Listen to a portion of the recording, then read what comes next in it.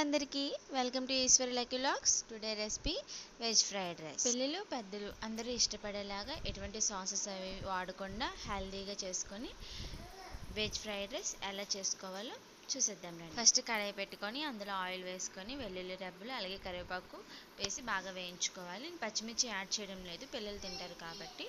So పచ్చిమిర్చి కూడా వేసుకోవచ్చు. అలాగే ఇందులోనే గుండెగా తరిగిన క్యారెట్ ఇంకా బీన్స్ కూడా వేసుకోవాలి. ఇంకా క్యాబేజ్ ఇంకేమైనా వెజిటేబుల్స్ ఉన్నాయో అందులో యాడ్ చేసేసుకోవచ్చు. నేను ఉన్న వరకు యాడ్ చేసేసుకున్నాను. ఇవి బాగా వేగిన తర్వాత ఇందులో కొంచెం కొత్తిమీర కూడా వేసి ఉడికించి పక్కన పెట్టుకున్న అన్నాన్ని కూడా వేసి బాగా ఫ్రై చేసుకోవాలి. అన్నం వేసిన తర్వాత నుంచి హై ఫ్లేమ్లో పెట్టుకొని బాగా వేయించుకోవాలి. ఇందులోనే తగినంత ఉప్పు అలాగే ధనియాల మసాలా, గరం మసాలా, కారం యాడ్ చేయడం లేదు.